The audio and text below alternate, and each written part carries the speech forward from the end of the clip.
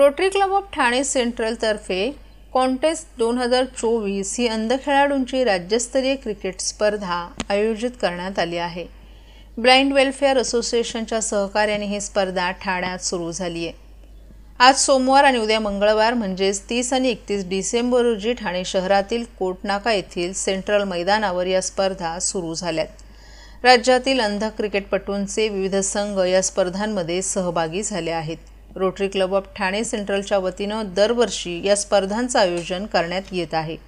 स्पर्धा समन्वयक आणि रोटरी क्लबच्या माजी अध्यक्ष नेहा निंबाळकर यांनी पत्रकारांशी बोलताना स्पर्धेच्या उद्घाटनाप्रसंगी विशेष अतिथी म्हणून ठाणे विधानसभेचे आमदार संजय केळकर आणि रोटरीचे नवनिर्वाचित प्रांतपाल डॉक्टर निलेश जयवंत प्रमुख पाहुणे म्हणून उपस्थित असल्याचं सांगितलं। 100हून अधिक अंध क्रिकेटपटू अतिशय उत्साहानं या 2 दिवसीय स्पर्धेमध्ये सहभागी होऊन खेळाचा आनंद लुटतात। रोख रक्कम आणि चषक या स्वरूपामध्ये प्रथम, द्वितीय आणि तृतीय विजेत्या संघाला सन्मानित केलं जाणार आहे। तसंच man of the match, man of the series, उत्कृष्ट बॅट्समन, उत्कृष्ट बॉलर, उत्कृष्ट फिल्डर अशा प्रकारांची बक्षीसही देण्यात येणार असल्याचं क्लबच्या अध्यक्षा स्वाती येरी यांनी सांगितलं।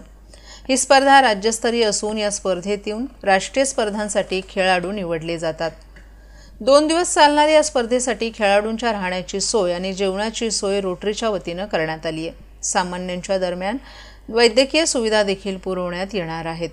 जास्तीत जास्त ठाणेकर नागरिकांनी या स्पर्धांना उपस्थित राहून खेळाडूंना प्रोत्साहन द्यावं असं आवाहन रोटरी क्लब ऑफ ठाणे सेंट्रलच्या माजी अध्यक्षा माधवी डोळे यांनी केलं आहे।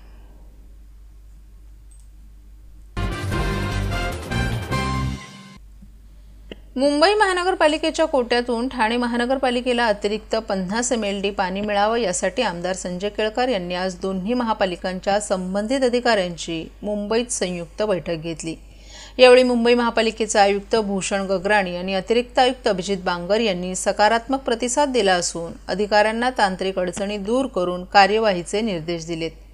ठाण्याला विशेषतः घोडबंदर परिसर, बाळकोम, कोलशेत, ढोकाळी आदी भागात पाणी टंचाई भेडसावते। अशात आणखी नवनवीन गगनचुंबी इमारती उभ्या राहत आहेत। यामुळे भविष्यात पाण्याचा तुटवडा आणखी मोठ्या प्रमाणात भासणार आहे। त्यासाठी आमदार संजय केळकर यांनी अधिवेशनात अनेक वेळेला वाचा फोडली असून ठाणे महापालिकेसह मुंबई महापालिकेकडे पाठपुरावाही सुरू केलाय।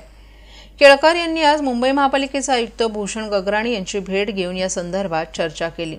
तसंच पाणी पुरवठा विभागाची जबाबदारी असलेले अतिरिक्त आयुक्त अभिजित बांगर यांचीही त्यांनी भेट घेतली। त्यानंतर मुंबई महापालिकेचे उपजल अभियंता पराग शेठ, कार्यकारी अभियंता जयंत खराडे, प्रकाश खराडे, ठाणे महापालिकेचे पाणी पुरवठा विभागाचे कार्यकारी अभियंता विनोद पवार आणि कुलकर्णी यांची संयुक्त बैठक घेऊन चर्चा केली। ठाणे शहराला मुंबईकडून मिळणाऱ्या नियोजित 50 MLD पाण्यापैकी 25 MLD पाणी आधी तातडीनं मिळावं याबाबत केळकर यांनी आग्रह धरला। अतिरिक्त आयुक्त अभिजित बांगर यांनी ठाणे महापालिकेला अतिरिक्त पाणी देता येईल असं सांगितलं। याबाबत असलेल्या तांत्रिक अडचणी दूर करून कार्यवाही सुरू करण्याचे निर्देश संबंधित अधिकाऱ्यांना त्यांनी दिले आहेत। याबाबत आमदार संजय केळकर यांच्याशी संपर्क साधला असता त्यांनी अतिरिक्त पाण्याबाबत मुंबई महापालिकेचे अतिरिक्त आयुक्त अभिजित बांगर यांनी याआधी ठाणे महापालिकेचे आयुक्त म्हणून काम केलं असल्यानं त्यांना ठाणे शहराच्या पाणी पुरवठ्याची माहिती आहे। त्यांनी ठाण्याला अतिरिक्त पाणी देण्याबाबत सकारात्मक प्रतिसाद दिल्याचं केळकर यांनी सांगितलं। यावेळी ठाणे महापालिकेला कशा पद्धतीनं अतिरिक्त पाणी पुरवठा करायचा यावर चर्चा झाली। मुंबई महापालिकेचं वरळी येथे पाणी पुरवठा विभागाचं नियोजन केंद्र असून तेथील अधिकाऱ्यांची बैठक घेऊन पुढील प्रक्रिया पूर्ण करण्यात येणार आहे। त्यामुळे सध्या ठाण्याला तातडीनं 25 MLD पाणी निश्चित मिळेल असा विश्वासही केळकर यांनी व्यक्त केलाय।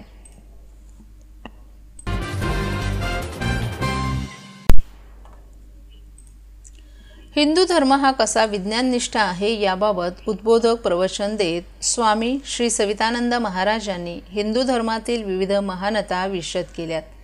जनशक्ती बहुउद्देशीय संस्था ठाणे आयोजित आपण हिंदू आहात का या विषयावर परमपूज्य स्वामी श्री सवितानंद महाराज यांचे अत्यंत उद्बोधक तसंच विचारांना चालना देणारं प्रवचन शनिवारी ठाणे महापालिकेच्या नरेंद्र बल्लाळ सभागृहात पार पडलं। यावेळी स्वामीजींच्या इच्छेप्रमाणे परमपूज्य आनंद स्वामी, डोंबिवली गणेश मंदिर संस्थानच्या अध्यक्षा भागवताचार्य अलकाताई मुतालिक, राष्ट्रीय पुस्तक न्यासाचे अध्यक्ष प्राध्यापक मिलिंद मराठे, CA संजू ब्रह्मे आणि अविनाश काळे या 5 मान्यवरांच्या हस्ते स्वामीजींच्या शुद्ध बीजापोटी या ग्रंथाचं प्रकाशन झालं. प्रकाशनानंतर स्वामीजींनी 5 तरुण दाम्पत्यांना या ग्रंथाच्या प्रती भेट म्हणून दिल्या. त्यानंतर व्याख्यानामध्ये स्वामीजींनी आपण हिंदू आहोत का हे कसं ओळखावं, तसंच हिंदू धर्म हा कसा विज्ञाननिष्ठ आहे हे समजावून सांगितलं. ऋषीमुनींनी समाधी अवस्थेत आपल्या मेंदूचा अधिक वापर करून जे ज्ञान संपादन केलं आहे ते आजही आपल्याला साध्य झालं नाही. ग्रहस्थितीचा मानवी जीवनावर होणारा परिणाम विशद करून त्यांनी गर्भसंस्काराचं महत्त्व आणि गरज यावर सुद्धा विवेचन केलं. हिंदू धर्मातील पुनर्जन्म सिद्धांतांचं महत्त्व उलगडत कर्मविपाक तत्त्वज्ञानाची माहिती दिली. त्याग, तपस्या, शील आणि चारित्र्य या चतुसूत्रीचा आपल्याला पडलेला विसर आजच्या आपल्या समाजाच्या स्थितीला कारणीभूत आहे. या स्वामी रामतीर्थांच्या बोधवचनाची आठवण करून देत त्यांनी 4 पुरुषार्थ आणि 4 वृद्धत्व यावरही विवेचन केलं. प्रत्येकास ब्रह्मयज्ञ, देवतागण, पितृऋण, मनुष्ययज्ञ आणि भूयज्ञ या सर्वांचं पालन करण्याची आवश्यकता असल्याची अपेक्षा व्यक्त केली. पत्रकार अनिल शिंदे यांची मूळ संकल्पना असलेल्या या कार्यक्रमाचं सूत्रसंचालन, मान्यवरांचा परिचय आणि आभार प्रदर्शन मनोज मसूरकर यांनी केलं. तर या कार्यक्रमाची सांगता सामूहिक पसायदानानं करण्यात आली.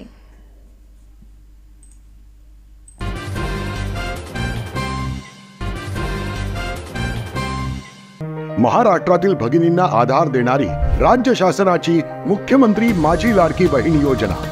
या योजनेअंतर्गत अल्प उत्पन्न गटातील 21 ते 65 वयोगटाच्या भगिनींना मिळणार दरमहा 1500 रुपयाची मदत.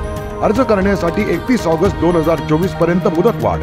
कुटुंबाचं वार्षिक उत्पन्न 2.5 लाख रुपयांपेक्षा कमी असलेल्या महिला पात्र. कुटुंबाकडे पिवळं किंवा केशरी रेशन कार्ड असल्यास उत्पन्नाचा दाखला आवश्यक नाही. पांढरं रेशन कार्ड असेल किंवा रेशन कार्ड नसेल तर कुटुंबाचं वार्षिक उत्पन्न 2.5 लाखांपेक्षा कमी असल्याचा दाखला आवश्यक. योजनेसाठीचा ऑनलाईन अर्ज नारी शक्ती दूत ॲपवरून किंवा पोर्टलवर भरता येईल. ज्या भगिनींना ऑनलाईन अर्ज भरता येत नसेल त्यांच्यासाठी अंगणवाडी, ग्रामपंचायत, वॉर्ड ऑफिस, सेतू सुविधा केंद्रामध्ये किंवा आशाताई बचत गटाच्या CRP यांची मदत उपलब्ध. आता आपल्याला अभिमानानं म्हणता येईल, सुखी आणि सुरक्षित आहे माझी लाडकी बहीण. दिसून आलं. सोमनाथ सूर्यवंशी मृत्यू प्रकरणी अधिकाऱ्यांना बडतर्फ करावं तसंच अमित शहा यांना मंत्रिमंडळातून पदच्युत करावं या मागण्यांसाठी ठाण्यातील विविध राजकीय पक्ष, दलित पुरोगामी संघटनांनी एकत्र येत जोरदार निषेध मोर्चा काढला.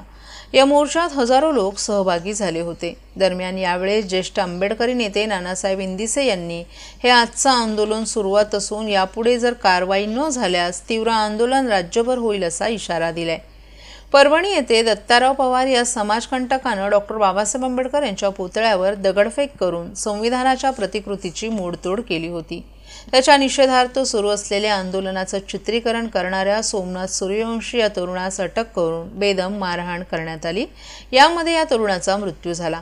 तसंच केंद्रीय गृहमंत्री अमित शहा यांनी आंबेडकर ही फॅशन झाली आहे असं विधान केलं होतं. या दोन्ही घटनांच्या निषेधार्थ हा मोर्चा काढण्यात आला. या मोर्चामध्ये शहरातील 72 बुद्धविहारांशी संबंधित लोक, विविध राजकीय पक्ष, सामाजिक संघटना आणि संस्थांचे प्रतिनिधी तसंच दिव्यांग देखील सहभागी झाले होते.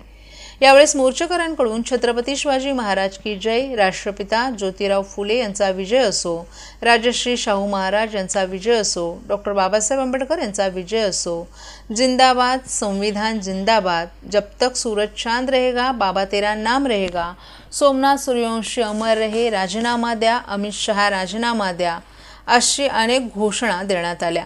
या मोर्चात ठाणे महानगरपालिकेचे माजी स्थायी समिती सभापती भैयासाहेब इंदिसे, माजी परिवहन समिती सभापती जितेंद्र कुमार इंदिसे, राजाभाऊ चव्हाण, सुनील खांबे, सुखदेव उबाळे, भास्कर वाघमारे, आबासाहेब चासकर, पंढरीनाथ गायकवाड, गोविंद पठारे, प्रल्हाद मगरे, जयवंत बैले, शंकर जमदाडे, समाधान तायडे, राहुल घोडके, लोभसिंग राठोड तसंच इतर आंबेडकरी अनुयायी मोठ्या संख्येनं सहभागी झाले होते.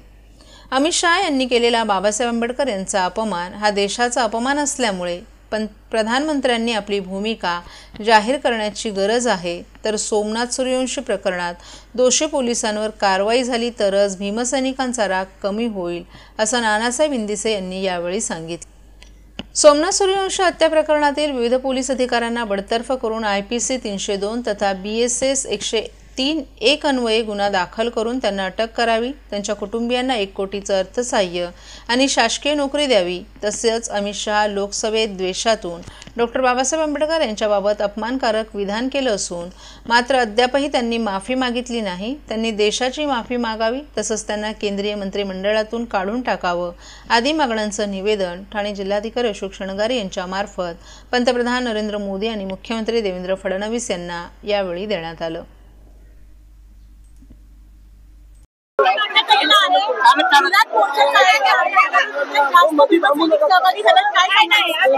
याचं कारणच असं आहे की अमित शहानी जो बाबासाहेबांचा एकेरी उल्लेख केला, एवढा म्हणजे त्याला काँग्रेसला टार्गेट करायचं, पण त्या टार्गेट कसं करायचं, बाबासाहेबांचा एकेरी उल्लेख केला, अंबेडकर अंबेडकर अंबेडकर अंबेडकर अंबेडकर ऐसे अगर तुम लोग बोलते तो तुमको स्वर्ग नहीं जाता। मला वाटतं अमित शहा स्वर्गात जाणार आहे, कारण तो भगवान भगवान भगवान करतोय।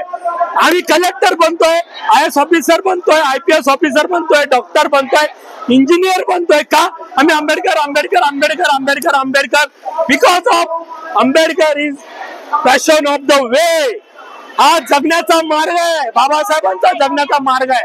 नुसता schedule caste schedule tribe OBC ना नाही, तर भारतातल्या सगळ्या समाज बांधवांना जगण्याचा मार्ग म्हणजे डॉक्टर बाबासाहेब आंबेडकर आणि त्या महामानवाचा या तडीपार, जो तडीपार म्हणजे या तडीपाराला हे सुद्धा माहिती नाही की एकेकाळी हा तडीपार होता, पण बाबासाहेबांच्या संविधानामुळे हा तडीपार आज गृहमंत्री झाला आणि या बाबासाहेबांच्या संविधानामुळे हा चहा विकणारा प्रधानमंत्री झाला। आणि हे जाणून बुजून जाती धर्मामध्ये आग लावायचा प्रयत्न करतायत, समाजामध्ये तेज लावायचा प्रयत्न करतायत, जेणेकरून मोठी दंगल झाली पाहिजे आणि हा बहुजन समाज संपला पाहिजे। पण आम्ही त्या मार्गाने जाणार नाही, आम्ही संविधान मार्गाने चाललो आहोत, आम्ही संविधान मार्गाने आंदोलन करत आहोत। जर या तडीपार गृहमंत्र्यांनी पूर्ण देशाची माफी जर नाही मागितली तर याच्या पुढे तीव्र आंदोलन करण्यात येईल, हे जाहीर सांगतोय। मग जीव गेला तरी बेहतर हे लक्षात ठेवावं।